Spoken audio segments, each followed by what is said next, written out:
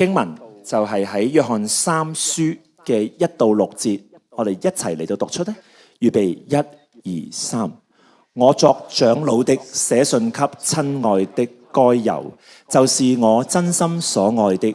親愛的，我願你事事安寧，身體健康，正如你的心神安寧一樣。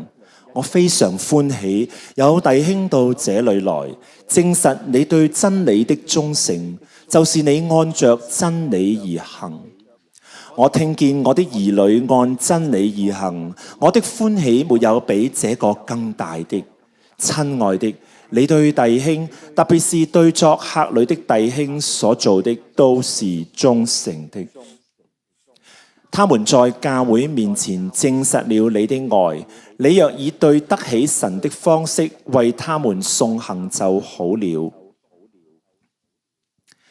今日咧由 Pastor Vicky 喺我哋當中證道，佢嘅講題係南播的屬靈遺產。我哋請 Pastor Vicky。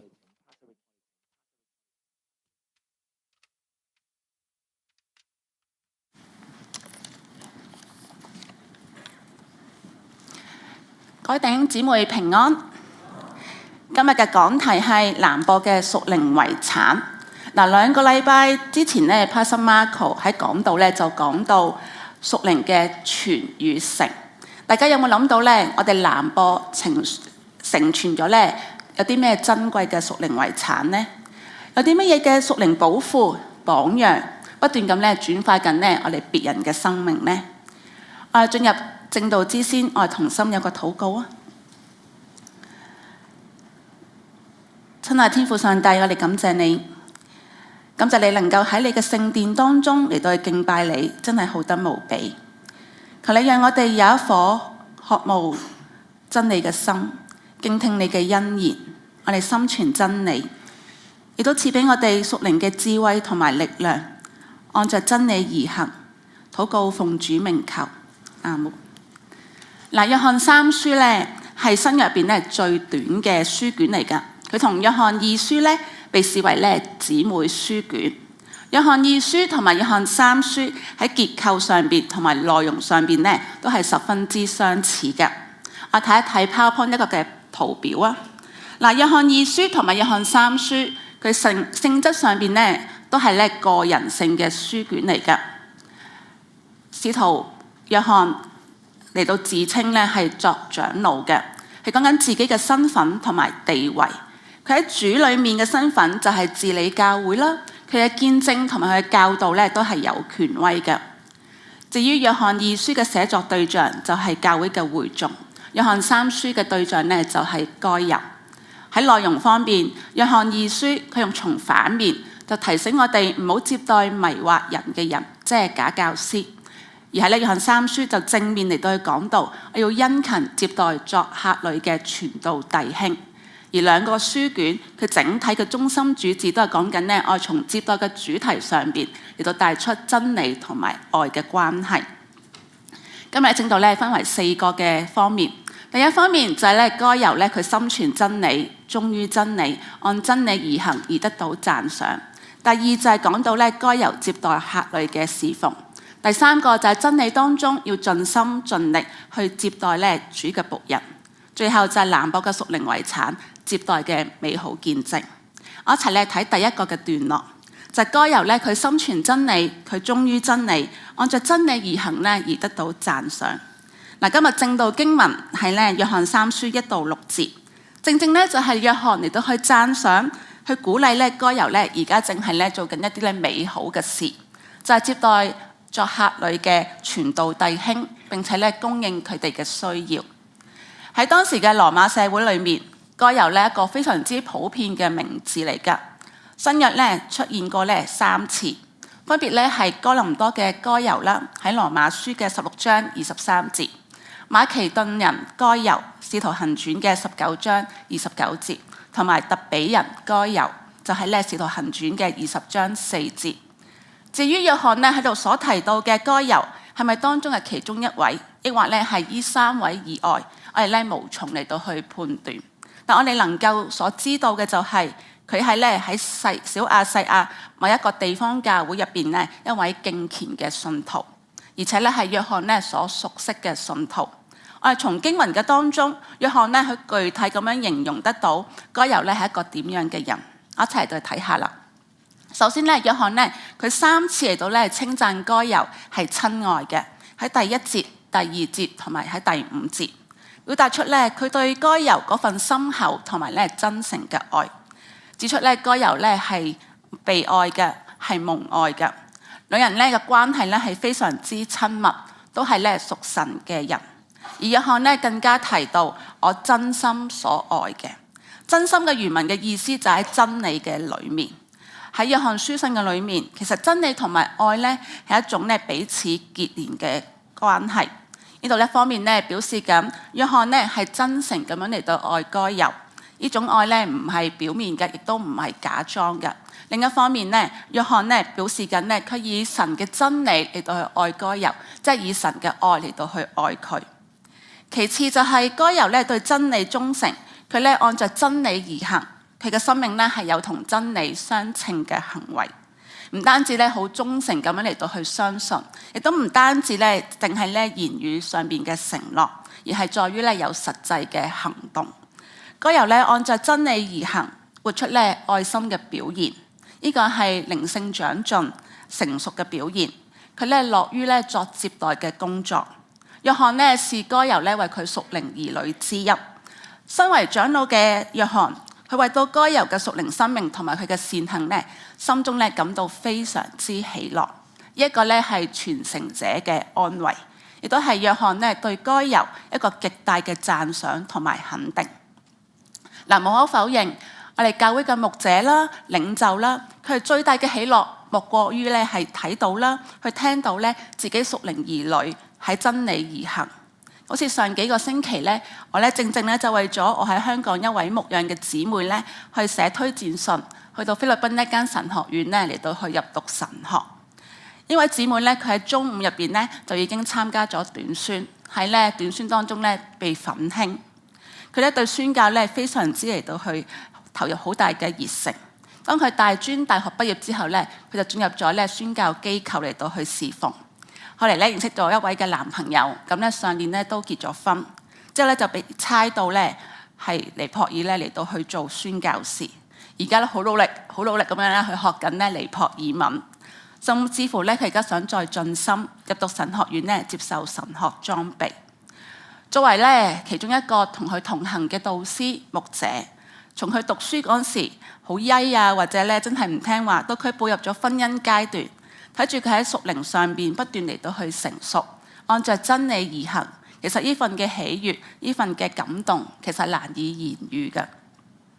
再者，該猶咧，佢為到真理留下咗美好嘅見證，佢為弟兄咧所共同證明嘅。經文咧提到該猶為到對弟兄，特別咧係對作客旅嘅弟兄所做嘅都係忠誠嘅。佢嘅接待咧唔係虛假嘅，乃係好忠心、好真誠，真正咧係出於愛心，而呢份嘅忠誠係持續不斷嘅。佢喺教會入邊咧，喺教會面前咧證實咗咧，該猶咧係接待同埋佢善行當中咧所表現出真理嘅愛。該猶嘅愛心得到咧全教會信徒嘅認同。第二部分就係咧該猶接待客旅嘅侍奉。喺約翰嘅時代，按照咧當時嘅文化、社會嘅處境，其實接待客旅咧已經成為咗習慣。該猶甚或乎咧喺教會當中嘅其他嘅弟兄姊妹喺接待客旅咧，具體咧體現咗咧以下幾個嘅方面。第一個方面就係咧佢開放咗住所。喺初期教會，其實家咧就係信徒聚集嘅中心。信徒聚集喺屋企入邊咧係有敬拜啦、禱告啦、相交、教導、傳道同埋門徒訓練等等。因此咧，基督徒咧開放屋企俾信徒嚟到聚集，係一種咧非常普遍嘅事。特別咧係一啲遠道而嚟嘅弟兄姊妹。第二樣就提供咗咧一般客旅所需要嘅吃喝同埋住宿嘅需要。當時咧喺羅馬帝國統治底下嘅歐洲同埋咧小亞細亞嘅地區，係建設咗咧好多好完善嘅交通系統，好多道路嘅系統咧係十分之好嘅。所以咧因主嘅名，出到去傳道嘅宣教士，其實四處傳福音咧帶嚟咗方便。但係當時嘅旅館咧又唔係十分普遍喎，而且聲譽又唔好啦，又唔係好安全，所以接待主嘅僕人就成為咗咧教會主要嘅侍奉啦。呢啲作客旅嘅弟兄可能咧係唔認識嘅，係一啲嘅陌生人，但憑着教會一封嘅介紹信，就俾咧接待嘅人或者接待嘅教會咧去分辨出係咪主內嘅弟兄姊妹，因着主嘅愛心為佢哋提供咗咧食宿。第三就係咧照顧肉體同埋心靈上嘅需要。其實當時咧四處傳道嘅傳道人或者宣教士，經常咧都被羅馬政府啦、猶太人啦或者一啲唔信嘅人嚟到去逼迫嘅。就好似保羅為例啊，喺哥林多後書嘅10章23到27節咁樣嚟到去講到，他們是基督的僕人嗎？我更是，我比他們多受勞苦，多下監牢，受鞭打是過重的，冒死是屢次有的，被猶太人鞭打5次，每次40減去1下，被棍打了3次，被石頭打了1次，遇着船壞3次，一晝一夜在深海裏，又屢次行遠路，遭江河嘅危險、盜賊嘅危險、同族嘅危險、外邦人嘅危險、城裏嘅危險、曠野嘅危險、海中嘅危險、假弟兄嘅危險，受勞碌、受困苦，多次不得睡，又飢又渴，多次不得食，受寒冷、赤身露體。從經文睇得到，其實保羅咧佢被人鞭打、收入監牢，面對各樣危險同埋挑戰。因此咧，當時接待客旅唔單止咧係提供咗物質上面嘅供給俾傳道人或者宣教士，亦要咧喺精神上邊、喺心靈上邊咧要作出支持。第四就係咧幫助傳道人、宣教士嚟到繼續向前行。經文咧第6節咁樣講到：你若以對得起神嘅方式為他們送行就好了。新譯本係咁樣譯做㗎。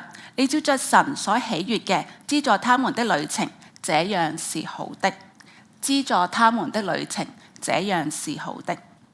所以當時咧，主嘅僕人係向外邦人嚟到去傳道，佢咧唔會從咧外邦人身上咧得到咧任何嘅供應。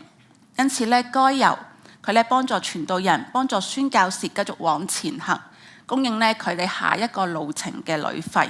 使到佢哋咧作主工係咧無後顧之憂，無所缺欠。該猶咧顯然係一個咧信服、遵從真理嘅信徒，係神託付俾咧信徒嘅事上面咧，佢係忠心嚟到跟從神。因為咧經文咁樣講到，馬太福音10章40節咁樣講：你接待人接待你們，就是接待我；接待我，就是接待那差我來的。羅馬書12章13節咁樣講到：聖徒缺乏要幫補，客要一味地款待。彼得前書4章9節咁樣講到：你們要互相款待，不發怨言。我一齊讀出希伯來書13章1到2節，好嘛？如果睇到嘅話，預備起。你們務要常存弟兄相愛的心，不可忘記用愛心接待客旅，因為曾有接待客旅的，不知不覺就接待了天使。係啊，我哋如果曾接待客旅嘅，可能不知不覺就接待到天使。第三個部分就喺真理當中咧，我哋要盡心盡力嚟到去接待主嘅僕人。事實上咧，接待客旅咧係基督徒咧一個好主要、好重要嘅責任。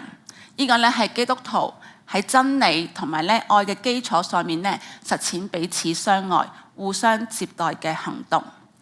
接待咧既係反映咗神嘅屬性，更讓人咧喺當中親身咧嚟到去體會到基督嘅愛。基督徒咧如果願意嚟到主動接待，係因為咧我哋都曾經被神主動接待嘅其中一班人。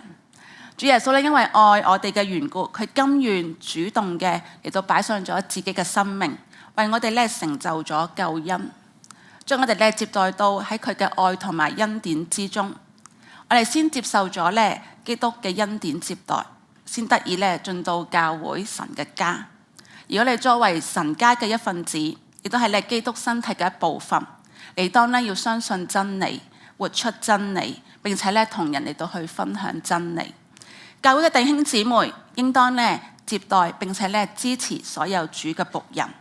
其實喺約翰三書嘅裏面，我哋睇得到咧接待一個好深層嘅意義，因為咧約翰咧賦予咗咧係與真理同工嘅屬靈價值。我哋作為神家嘅一份子，無論咧係主內嘅弟兄姊妹啦、傳道人啦、新朋友，從四方八面而嚟嘅神學院或者福音機構嘅老師牧者，嚟自其他教會唔同種族嘅基督徒或者訪客，以至咧海外嘅宣教士等等，其實咧都係我哋要接待嘅客旅嚟㗎。我哋點樣嚟到去實踐接待嘅真理呢？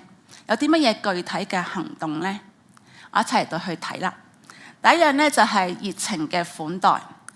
其實咧接待咧唔係咧出於虛假，乃係咧出於對神嘅忠心，用愛心真誠嘅嚟到去付出。每個人咧都需要被愛嘅、被接納，呢個咧係一個最基本嘅需要。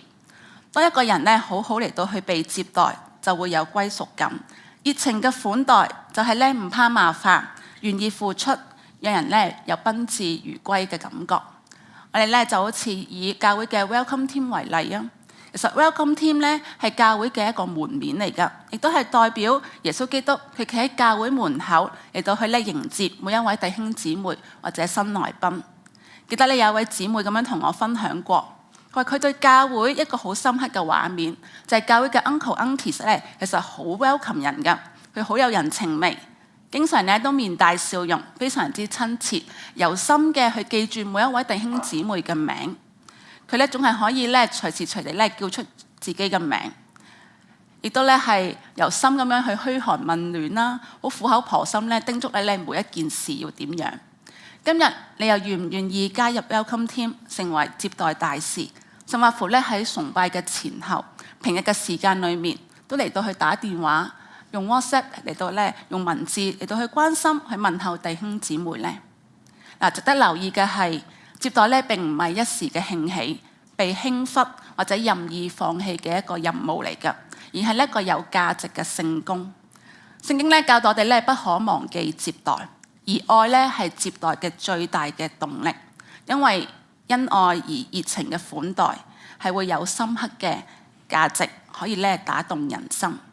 其實好多時候咧，接待上邊讓人感受到家嘅溫暖，事後咧都會得到咧被接待者一個極大嘅回饋，造就咗咧好多人嘅靈性，使主嘅名咧得到榮耀。喺早幾個禮拜咧，千歲宴過後咧，其實咧我哋收到咧好多弟兄姊妹嘅 feedback。其實長者們咧整體咧都話咧嗰日咧好開心，好盡興。而當中咧，佢哋最讚賞嘅就係接待服侍嘅弟兄姊妹，佢哋咧招呼周到，有專人嚟到去服務咧好體貼入微，就好似咧想伸手拎個茶壺，服侍嘅弟兄姊妹咧已經咧係將佢嘅茶咧倒咗喺個杯入邊啦。恐怕咧只有5星級嘅服務咧先係咁樣嘅啫。而最為觸動人心嘅就係每一個參與嘅，每一個服侍嘅，都體驗到咧主內一家嘅溫馨。同埋嚟自神厚厚嘅大愛，無分彼此，上下齊心。呢個愛嘅表現，要咧歸榮耀俾神。第二就係咧要開放家庭，迎接人咧到屋企嚟到去作客，或者咧留人住宿。接待咧係需要捨己㗎，唔單止咧係單單開放我哋嘅家嘅門口啦，開放屋企，可能煮一餐飯餸，邀請人作客，或者呢一啲嘅俾我嚟嘅講員、宣教士留宿咁簡單。因為咧每當有客人嚟到，隨之而嚟嘅可能要清潔屋企啦，係咪啊？要清洗碗碟啦，要打點住宿被鋪等等，可能咧會帶嚟咧諸多嘅不便。我哋從宴客去到留宿，其實款待人嘅背後，係需要犧牲自己嘅時間啦、心力啦、資源啦，或者咧係自己嘅隱私，將人咧帶入自己嘅生活當中。只不過當我哋開放我哋家庭嚟到俾小組嚟到去聚會，我哋咧有一顆聆聽嘅心，一個同在嘅交流。其實組員之間喺靈性上面可以彼此嚟到去相長，彼此嚟到去造就，關係咧更加密切。體現咗咧屬靈親情嘅可貴，而且咧喺移民潮嘅底下，帶嚟咗好多嘅新移民嘅家庭啦，一啲嘅單身人士啦，甚至乎我哋身邊亦都有一啲咧係一啲單親嘅家庭等等，不時嘅主動邀請佢哋去你屋企嚟到去作客，共度佳節，俾佢哋咧好似返到屋企一樣，如同咧得到家人親人以愛心嚟到去接待，體現咧主內一家。盡可能咧接待外來嘅嘉賓、宣教士嚟到去留宿，盡咧家主之誼，聆聽啦，分擔咧佢哋喺工場、喺侍奉崗位上邊嘅喜或者樂、挑戰或者咧成果，表達咧關懷同埋接納，亦喺學習同埋實踐咧，將從主而嚟嗰份嘅真理同埋愛咧，去轉化成為咧生命上面嘅委身，以及咧實踐嘅行動。毫無疑問嘅，其實呢一份屬靈嘅親情連結咧，係建立喺真理同埋愛嘅基礎上邊，亦都係人與人之間一種內心犧牲嘅愛，同埋願意接受被愛嘅流露。第三就係咧甘心樂意咧金錢奉獻。我哋作為基督徒，我哋每個人咧都係蒙召參與咧主耶穌所頒布嘅大使命。大使命唔知大家可唔可以背得出？嚟自馬太福音嘅28章19到20節，係咁樣講到：所以你們要去，使萬民作我嘅門徒，奉父子聖靈嘅名給他們施洗。凡我所吩咐你們的，都教訓他們遵守。我就常與你們同在，直到世界的末了。你們要去，其實咧係報導。施洗，我哋可以理解為咧初信栽培。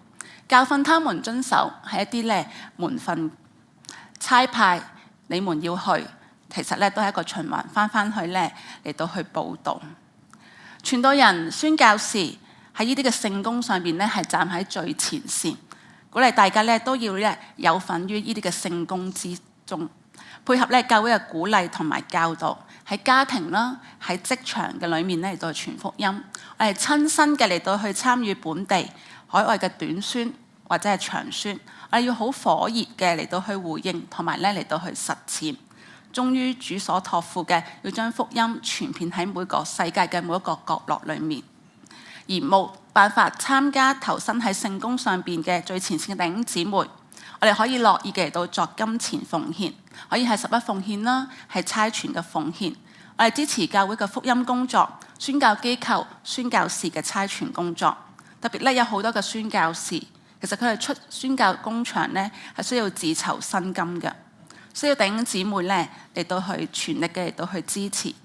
我哋甘心樂意嘅作金錢奉獻，係神咧要我哋交出我哋嘅心，對神嘅國度嘅關懷同埋對主嘅愛。我哋甘心樂意嘅作金錢奉獻，係表示緊咧我哋愛教會，愛我哋主所差遣嘅僕人。我哋甘心樂意作金錢嘅奉獻，係要叫我哋可以同傳道人、宣教士一同為真理做工，成為同工。第四就係咧，我哋要懇切嚟到去禱告。其實除咗物質嘅需要，主嘅僕人咧喺精神上邊咧都需要咧各位弟兄姊妹嘅鼓舞㗎，喺靈裏邊嘅代禱。我哋今日打開我哋教會嘅 bulletin， 喺教會嘅網頁啦、差傳部啦、祈禱會嘅群組裏面，我都唔難發現咧唔同嘅宣教士啦、教牧同工啦、弟兄姊妹嘅代禱需要。無論係個人嘅健康、事工上面嘅困難、挑戰或者成果等等，都可以咧一一嚟到去睇得到嘅。你願唔願意成為咧佢哋不可或缺嘅後盾呢？就好似約翰嘅願禱咁樣講到：我願你事事安寧，身體健康，正如你嘅心神安寧一樣。但願我哋咧都時刻為到主嘅僕人身體同埋靈性嚟到去禱告，身體心靈咧都健康，喺各方面咧都順利。更重要嘅係要按照真理而行，使到屬靈生命咧不斷咧嚟到去認識神，同埋咧喺神嘅恩典當中咧不斷嚟到去長進。所以鼓勵大家喺每日嘅私禱裏面，都為到我哋主所差遣嘅僕人嚟到去禱告，為到弟兄姊妹嚟到去禱告，亦都咧恆常參加教會嘅祈禱會。第四部分就講到南播嘅屬靈遺產，接待嘅美好見證。愛心嘅接待咧，總會有人嚟到去紀念㗎。而咧南播樂於接待弟兄姊妹嘅弟兄姊妹咧，係默默咁樣嚟到去侍奉，衷心嘅做好接待嘅工作。暗中咧經常嚟作善行嘅。該猶咧按着真理而行，留下咗咧屬靈嘅遺產，就係永恆嘅價值。而南波喺接待上邊咧，亦都留下咗咧好多珍貴嘅屬靈遺產。當我預備呢份講章嘅時候咧，我就四圍咧問下弟兄姊妹有啲乜嘢美好嘅見證。佢哋不約而同咧同我證實咗呢幾位弟兄姊妹嘅愛。佢係咁樣講到㗎，喺接待人嘅當中咧，莫過於咧係 Judy Ling。佢咧令人暖心，同埋咧感受到咧自己被接納。佢嘅關心咧係好自然㗎，唔做作。而家咧亦都一如既往，每星期日喺崇拜之前咧，仍然走到老友記嘅面前嚟到去打招呼。佢嘅笑容，佢嘅擁抱，讓好多老友記咧都感受到安慰。第一個喺我腦海中出現嘅人咧係 Eddie Chan。佢每個主日咧喺接待處上面咧係站崗嘅弟兄嚟㗎。由2006年到今，佢都堅持崗位，以微笑咧歡迎弟兄姊妹。喺禮堂同埋2樓咧跑上跑落，分派聖餐，數點咧出席嘅人數，為遲到嘅人嚟到去揾座位啦。落雪天咧，總係見到佢咧地拖仲不離手，喺樓梯通道咧拖拖抹抹，咁多年咧從未間斷。佢講嘢唔多，但咧總帶住微笑歡迎，一位謙遜勤勞嘅好弟兄。喺佢身上睇到盡心盡性盡意盡力愛神同埋愛人嘅好榜樣。我都為到咧阿公嘅夫婦2人咧開放家庭，煮佳肴美食，接待牧者同埋外來訪客咧而感恩。我咧好欣賞咧阿公夫婦咧好窩心嘅問候。初到教會唔太識人，同埋咧總係想逃避人，唔想接觸人，會咧匿埋喺圖書館。但阿公咧會特意咧去到圖書館咧揾我傾偈。另外咧一步一步咧對教會有歸屬感。我咧作為咧一個新移民嘅牧者，其實都感受到咧弟兄姊妹嗰份接待上邊嘅見證。喺我接觸嘅當中咧，除咗頭先所提到嘅一啲嘅弟兄姊妹之外咧，其實好多弟兄姊妹咧都好喺我嘅生活當中嚟到去幫補啦、去供應啦、去關心啦、為我代禱。同佢哋溝通當中咧，佢都話㗎：我做得唔係好好啊，都唔夠以上呢3個人或者其他人咁好。我都係從佢哋身上所學嘅。呢個就係南播屬靈嘅遺產，慢慢嚟到去傳承落去。相信大家都會睇到、聽到、感受得到弟兄姊妹嘅愛心接待。今日邊一個係你嘅客人，你又點樣嚟到去款待佢呢？今日邊一個係你嘅客人，你會點樣嚟到去接待款待佢呢？相信當中好多嘅係新移民，亦都咧受過唔同弟兄姊妹嗰份嘅款待。我哋可唔可以承傳呢一個嘅咁珍貴嘅榜樣、屬靈嘅遺產？我哋再嚟到去咧接待其他新嘅來賓或者其他弟兄姊妹呢？但我哋每一個人都承傳咗南播呢一份樂於接待嘅屬靈遺產，心存真理，按着真理而行，效法咧弟兄姊妹嘅榜樣，愛心接待，繼續為主作見證。呢個時間咧，我想大家咧低頭，我哋有一個咧祈禱，一個思考嘅時間。我哋花少少嘅時間嚟到去感恩，或者嚟到去回望喺你嘅信仰歷程，喺你嘅生活嘅當中，喺教會嘅侍奉嘅裏面，你受過邊位弟兄姊妹嘅接待，佢熱情嘅嚟到關心問候呢？當你腦海諗起呢啲人嘅時候，你可以嚟到為咗去感恩。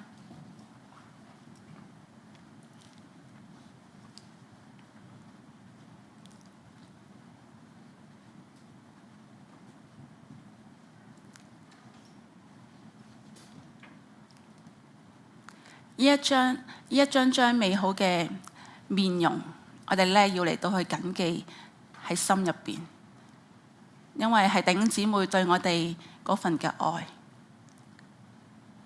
亦都鼓勵咧弟兄姊妹，我哋咧有一個立志，我哋立志咧好似該猶一樣，好似我哋南播嘅屬靈遺產一樣，我哋繼續喺接待嘅上邊嚟到去傳承，去讓我哋身邊有唔同嘅人都成為我哋嘅客人。我哋咧好樂意，我哋按着真理而行，我哋用愛心同埋真理去接待我哋身邊嘅客人。鼓勵大家咧向神有立志嘅時間。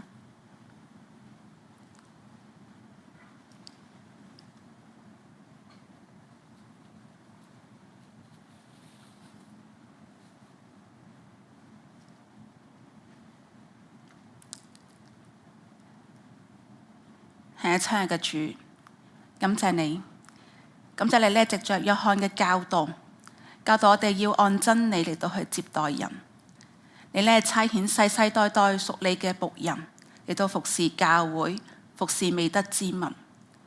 求你幫助我哋能夠咧去愛惜主嘅僕人，當佢哋為福音嚟到去奔走操勞嘅時候，能夠咧成為佢哋嘅後盾。